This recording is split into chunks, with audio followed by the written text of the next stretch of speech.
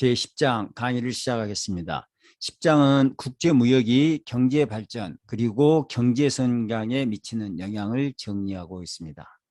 먼저 목차를 보시면 1절에서는 국내 시장 왜곡이 있을 때 최종 무역 정책이 무엇인가, 그리고 2절은 유치산업보호론과 교육조건 악화설에 대해서 공부를 하고 있습니다.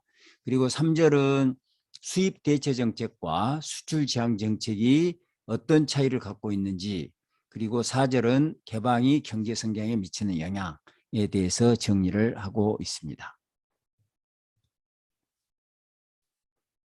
먼저 경제 발전과 경제 성장의 개념이 어떻게 차이가 나는지 한번 알아보면, 경제 성장은 국민 소득이 증가하는 것, 양적 성장을 이야기하고 있고, 경제 발전은 국민 소득 그 증가 외에도 정치, 사회, 문화 등 사회 전반에 걸친 제도적 개선, 다시 말해서 질적 성장, 그래서 양적 성장 외에도 질적 개선까지를 포함한 것을 경제 발전이라고 이야기하고 있고, 여기서 이제 질적 개선이라는 것은 흔히 공업화를 뜻한다고 이해하시면 되겠습니다. 경제 발전은 흔히 공업화를 통한 경제 성장의 의미로 사용되고 있다. 그러니까 경제 발전은 흔히 개발도상국에서 쓰고 있는 용어고, 이미 공업화가 이루어진 선진국들은 경제 발전이라는 용어보다는 경제 성장이라는 용어가 자주 쓰이고 타당하다, 이렇게 볼 수 있겠습니다. 공업 부문은 1차 산업보다 외부 경제 효과가 크고 기술 진보가 더 빠르다. 그래서 개발도상국들은 공업화를 통한 경제 성장을 추구하고 있다, 이렇게 볼 수 있겠습니다. 개도국들은 공업화를 위한 보호무역이 필요하다고 생각한다. 자, 이 이야기는 대개 개발도상국들은 1차 산업, 2차 산업, 3차 산업 중에서 주로 1차 산업에 특화하고 있으니까 지속적인 성장을 위해서는 1차 산업보다는 2차 산업의 성장을 통한 경제 발전을 이룩하고 싶고, 그런데 현재 자기들이 1차 산업에 우위가 있으니까, 2차 산업에 대한 비교 열의가 있으니까 이 비교 열의가 있는 공업화를 달성하기 위해서는 보호무역이 필요하다고 주장을 하고 생각한다는 것입니다. 한국도 1960, 1970년대에는 공업화를 통한 경제 발전을 추구했다. 하지만 지금은 어떻습니까? 완전히 이 한국은 공업화가 이루어졌기 때문에 이 경제 발전이라는 용어가 그렇게 피부에 와 닿지 않고 오히려 경제 성장이라는 용어가 일반적으로 사용되고 있다, 이렇게 볼 수 있겠습니다. 그래서 개발도상국들이 보호무역, 공업화를 위한 보호무역을 하고 싶다 하는 그 이론적 근거로는 세 가지를 들 수 있겠습니다. 하나는 외부 경제로 인한 국내 시장 왜곡, 두 번째는 유치산업보호론, 그리고 교육조건 악화설입니다. 자, 다음에서는 차근차근 이 내용들이 무엇인지 알아보도록 하겠습니다. 먼저 국내 시장 왜곡에 대해서 알아보도록 하겠습니다. 시장 왜곡이라는 것은 영어로는 마켓 디스토션입니다. 생산의 비용이나 편익이 시장에 제대로 반영되지 않는 것을 우리가 디스토션, 왜곡이라고 이야기를 하고 있습니다. 우리가 시장이 제대로 작동되기 위해서는 그 비용이 바로 다른 사람에게 전가가 돼야 되고 부가가 돼야 되고, 그 다음에 어떤 혜택을 받았으면 주었으면 그것에 대한 대가가 지불됐을 때 시장기구가 제대로 작동이 되는데, 만약에 이런 비용이나 편익이 가격에 제대로 반영되지 않고 그 대가나 비용을 갖다가 제대로 부과하지 못한다면 시장이 제대로 작동되지 않는다고 보고했습니다. 그래서 이런 시장 왜곡을 초래하는 대표적인 것이 외부 경제가 되겠습니다. 자, 외부 경제라는 것은 어떤 혜택을 줬는데 거기에 대해서 충분한 대가를 받지 못하는 것이고, 외부 비경제는 어떤 다른 섹터에 다른 부문에 비용을 부과했는데 그것에 대해서 충분히 이 코스트를 지불하지 않는, 그런 것이 외부 비경제가 되겠습니다.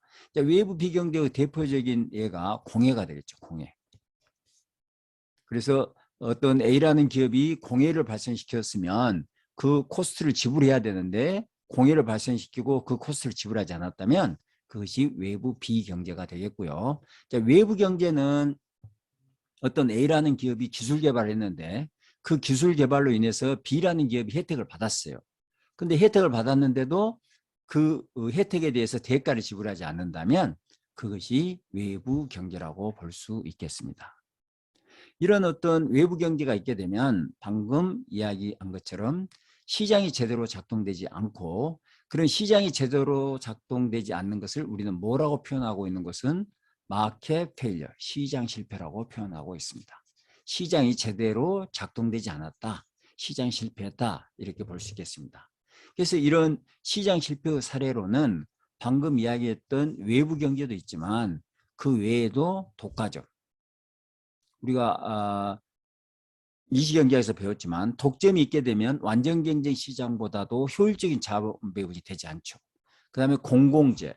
공공재의 경우에는 비경합적 그리고 비배제적 성격이 있기 때문에 실제로 사적 공급이 잘 이루어지지 않는단 말이에요.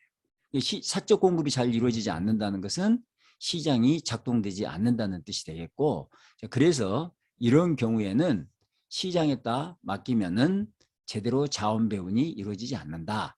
그래서 우리가 이걸 시장 실패라고 그러고, 자, 그러면 시장 실패하면 어떻게 되겠습니까? 어떻게 해야 되겠어요? 정부가 개입을 해야 되겠다. 그래서 정부 개입. 그래서 정책이 어떤 필요하다. 적절한 정책이 필요하다. 이렇게 볼 수 있겠습니다. 자, 외부 경제가 있는 경우에는 생산에 외부 경제가 있으면 사회적으로 바람직한 양보다는 적게 생산되는 과소 생산 문제가 발생하고, 외부 비경제가 있게 되면 과다 생산 문제가 발생하게 되겠습니다.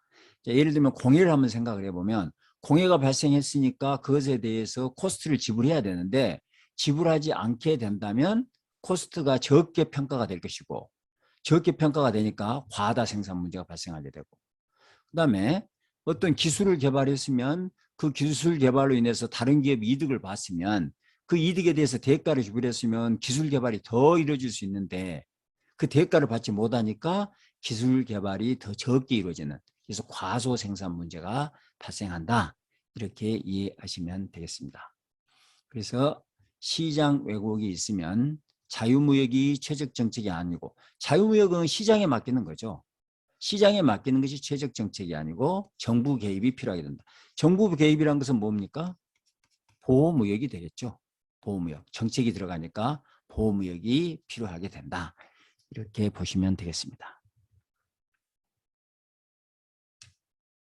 자, 예를 들어서 1차 산업과 2차 산업이 있는데 1차 산업은 농업이고 2차 산업이 공업인데 이 공업 부분에 외부 경제가 있다고 생각을 하면 이렇게 한번 생각을 해볼까요? 1차 산업과 2차 산업이 있다. 근데 2차 산업에 외부 경제가 있다. 다시 말해서 공업화가 이루어지면 공업 부분에서 발생된 기술 개발이 1차 산업 그리고 3차 산업에 어떤 긍정적인 외부 효과를 준다고 생각을 해보면 시장에 맡겼을 때는 이게 과소 생산 문제가 발생하게 되는 거죠.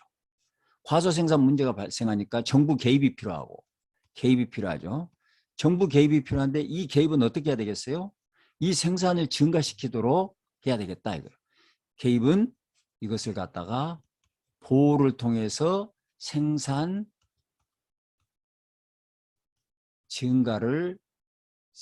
증가시킬 수 있는 보호무역 정책을 해야 되겠다.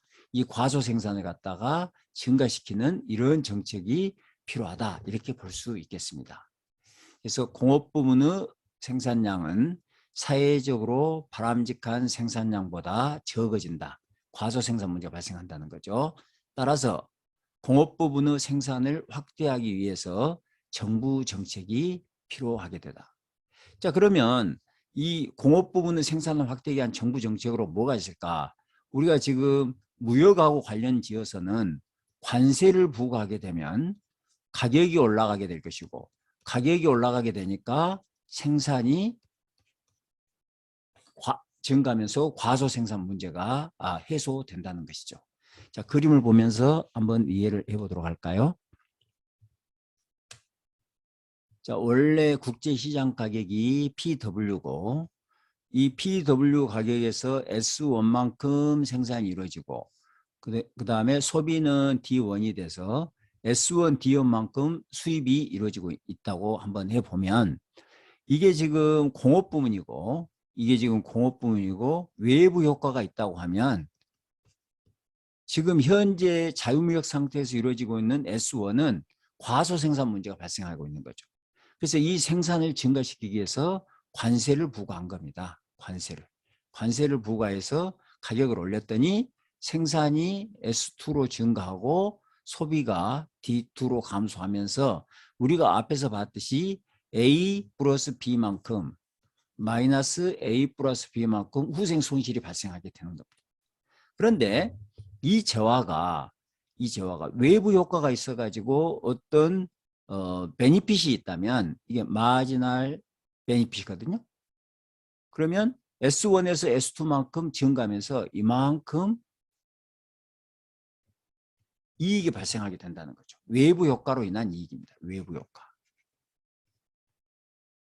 외부 효과로 인한 이익이니까 이 C가 마이너스 A 플러스 B보다 만약에 더 크다면 오히려 후생이 증가할 가능성이 있다는 거죠. 다시 말해서 정리해서 말씀드리면 관세를 부과하면 외부 효과가 없을 때는 A 플러스 B만큼 손실이 발생하지만 순손실이 발생하지만 이게 외부 효과가 있다면 C만큼 외부 효과로 인한 이득이 있다 이거예요. 외부 효과로 인한 이득이 있으니까 이 C가 A 플러스 B보다 큰 경우에는 보호무역의 타당성이 인정이 된다는 것이 이 그림이 우리에게 설명해 주고 있는 내용이 되겠습니다. 관세 부과로 인해 그림 B의 C만큼 외부 효과로 인한 편익이 발생하게 된다. 외부 효과의 편익 증가분 C가 후생 손실분 A 플러스 B보다 크다면 관세로 인해 후생 수준이 증가하게 된다. 자, 그렇지만 C가 반드시 A 플러스 B보다 크다는 보장은 없으니까 후생 수준이 반드시 증가하는 것은 아니다. 이렇게 이해하셔야 되겠습니다.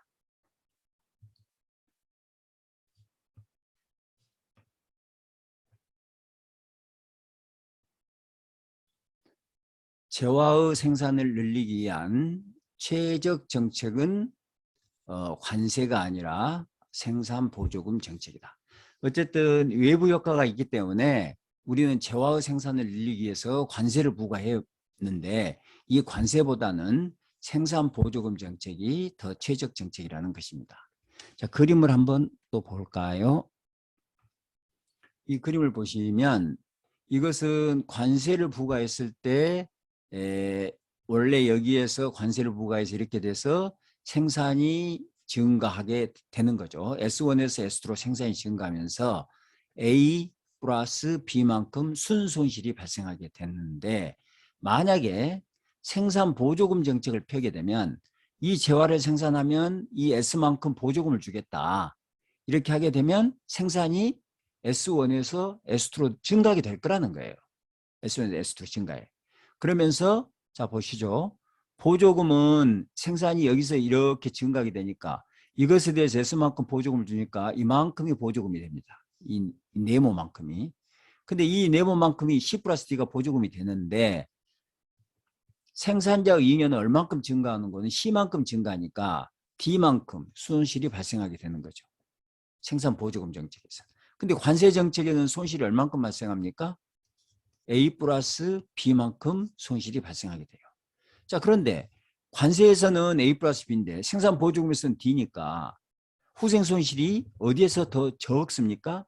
생산 보조금 정책에서 후생 손실이 더 적다는 것을 알 수가 있고 왜 더 적죠? B 때문에 그러는 거예요. 이 B. B가 여기는 있는데 여기는 B가 없다. 그 이유는 뭐죠? 관세는 생산자, 소비자 모두에게 가격을 높이는 데 비해서 생산보조금 정책은 생산자에게는 보조금을 줘서 이득을 주지만 소비자들은 가격을 높이지 않는 거죠. 소비자들에게는 여전히 국제시장 가격으로 소비하도록 하니까 이 소비 부분에서 왜곡이 발생하지 않는다. 이렇게 이해하시면 되겠습니다. 그림 12는 A는 관세정책, B에서는 A 플러스 B만큼 후생 순손실이 발생한다. B의 관세 보조금 정책에서는 D만큼 후생 손실이 발생한다. 그래서 생산 보조금 정책에서 후생 손실이 더 적다. 생산 보조금 정책에서 후생 손실이 더 적은 이유는 뭐냐? 관세 부과는 가격을 올리기 때문에 소비 비용이 발생하는 데 비해서 생산 보조금 정책에서는 소비 비용이 나타나지 않기 때문이다. 자, 그러므로 최적 옵티멈 트레이드 팔러시라고 그러죠. 최적 무역 정책은 관세를 부과하는 게 아니라 생산에 직접 개입하는 생산 보조금 정책이 최적 무역 정책이 된다. 다음은 요소시장의 왜곡이 있을 때, 노동시장이나 자본시장의 왜곡이 있을 때 어떻게 될 것인가 하는 내용입니다. 먼저 노동시장의 왜곡을 한번 생각을 해보면 노동시장의 왜곡, 노동시장에서 디스토션이 있다는 것은 뭔가는 합리적인 요인으로 설명할 수 없는 부문 간 임금 차이를 말하는 거예요. 만약에 A라는 섹터가 있고 B라는 섹터가 있는데 A라는 섹터 임금, B라는 섹터 임금을 비교해 봤더니 B 섹터에서 임금이 더 높아요. 그러면 A보다 B 섹터에서 임금이 높으면 이쪽에서 노동이 이동해 가야 되는데 노동이 이동해 가지 않으니까 계속 B 섹터 임금이 높겠죠. 자, 이런 것을 갖다가 우리가 노동시장이 디스토트 되어 있다 이렇게 표현합니다. 자, 그런데 A 섹터하고 B 섹터를 봤더니 B 섹터 임금이 높아. 그리고 노동이 이동 가능해. 그럼에도 B가 높아. 그것은 B 섹터에서 노동자들의 생산성이 더 높기 때문에 임금이 높을 수가 있는 거죠. 이것은 우리가 왜곡으로 볼 수는 없겠습니다. 왜냐하면 생산성이 더 높다, 그래서 임금이 높다, 그것은 합리적으로 설명할 수 있으니까 이런 경우는 우리가 왜곡이라고 표현하지는 않습니다. 자, 그래서 루이스 모형을 한번 보면 루이스는 뭐라고 한 거는 A는 여기가 농촌, 농업 부문이라 그러고 여기를 A를 농업 부문이라 그러고 B를 공업 부문이라 그러면 공업 부문의 임금이 더 높은데도 불구하고 농업 부문에서 공업 부문으로 이동하지 못했을 때 이걸 갖다가 노동시장이 왜곡됐다고 이렇게 이야기를 하고, 자, 이 경우에는 공업화를 달성하기 위해서는 농업 부문에서 공업 부문으로 노동력을 이동시켜야 되겠죠.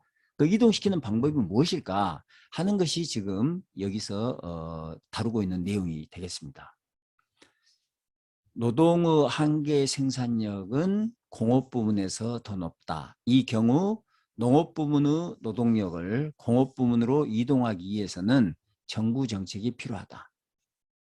어떤 이동만 하게 되면 자꾸 공업화가 가능해지는 거죠. 공업 부문 생산력이 더 증가하게 되니까. 지금 이동을 못하고 있기 때문에 공업 부문 생산력이 현재에 위치하고 있다. 이렇게 여러분들이 이해하시면 되겠습니다. 자, 그래서 이렇게 한번 생각을 해볼까요? 지금 여기가 농업 부문이고 여기가 지금 공업 부문인데 노동력을 이쪽으로 이렇게 이동시키고 싶어요. 지금 가만 뒀더니 시장에 맡겼더니 농업 부문의 노동력이 공업 부문으로 이동하지 않고 있단 말이에요. 그래서 이걸 이동시키기 위해서는 세 가지 정책을 우리가 실시할 수 있겠다 이거예요. 세 가지 정책. 첫 번째는 공업 부문의 관세. 두 번째는 공업 부문의 생산 보조금. 세 번째는 공업 부문의 노동의 보조금. 이 세 가지 정책. 자, 공업 부분에 관세를 부과하면 공업 부분은 생산이 증가하게 되니까 생산이 증가하니까 노동을 더 고용하기 위해서 이쪽에서 노동을 이쪽으로 가져가게 될 것이다. 자, 생산 보조금은 또 공업 부분은 생산이 증가하게 되니까 농업 부분에서 노동을 가져가게 될 것이다. 세 번째는 공업 부분에서 노동을 고용할 때마다 보조금을 주게 되니까 농업 부분에서 노동을 고용하게 될 것이다. 이 중에서 최적적인 무역 정책은 뭐냐? 이 3번이 최적적인 무역 정책이라는 것입니다. 자, 왜 그러는 거는 간단히 말씀드리면 공업 부분에 관세를 부과하면 이것은 소비 비용이 발생한다는 걸 우리가 앞에서 발생했잖아요. 소비자 가격을 올리게 되니까 비용이 발생하게 된다는 거예요. 그리고 부작용인 거죠, 일종의. 생산 보조금을 지급하게 되면 자, 공업 부분에다 생산을 늘리면은 보조금을 줄게 하면 노동을 고용할 수도 있겠지만 자본 고용을 늘릴 수도 있잖아요. 그럼 우리의 목적은 뭔가는 농업 부분에서 공업 부분은 노동을 이동시키는 건데 생산 보조금을 주면은 노동이 아니라 자본 고용을 늘릴 수도 있단 말이에요. 자본 고용을. 이것은 우리가 의도하지 않는 것이니까 적절한 효과를 발휘했다고 볼 수가 어렵겠습니다. 근데 공업 부분은 노동의 보조금을 주게 되면 노동을 고용할 때만 보조금을 주니까 반드시 농업 부분에서 공업 부분으로 노동이 이동하게 될 것이니까 이 3번이 최적 정책이라고 볼 수 있겠습니다. 그래서 노동시장 왜곡을 해결할 수 있는 무역 정책은 여기를 보시면 첫째는 관세, 두 번째는 생산 보조금, 세 번째는 노동의 보조금 이렇게 돼 있죠. 그래서 최적 정책은 관세와 같은 보호무역 정책이 아니라 왜곡이 있는 곳에, 왜곡이 있는 것은 뭐예요? 노동시장이잖아요. 직접 개입. 직접 개입이라는 것은 노동에다가 직접 보조금을 줘라 이거예요. 개입하는 보조금 정책이다. 이렇게 볼 수 있겠습니다.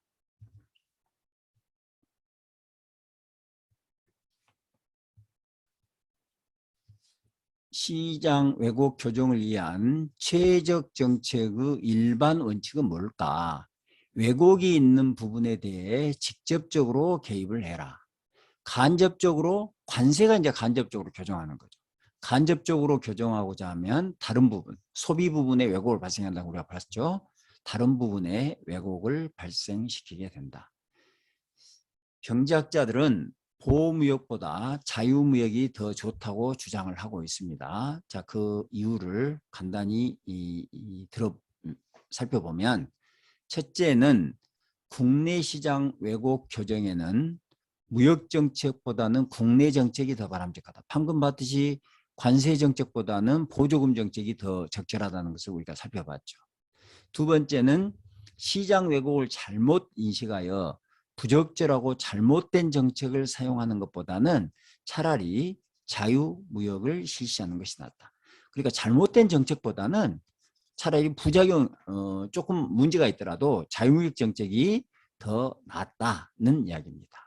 세 번째는 관세 정책은 장기간 지속될 가능성이 높은 반면 보조금 정책은 철폐되기 쉽다. 왜 그럴까요? 관세 정책은 그냥 관세율을 높이면 수입할 때 10% 세금을 내라 하면 끝이에요. 그런데 생산 보조금 정책은 어떻습니까? 매년 예산이 들어간다. 예산. 매년 예산이 들어가니까 국회에서 이 예산을 심의하고 작년에 그 효과가 있었는가 없었는가를 따지게 되고 그러다 보니까 효과가 없으면 철폐되기가 쉽다 이거예요. 근데 관세 정책은 돈이 들어가지 않으니까 그냥 제도기 때문에 이것이 장기간 지속될 가능성이 있다. 자, 그래서 오히려 보호무역보다는 자유무역이 낫다 하고 경제학자들은 주장을 한다는 것입니다.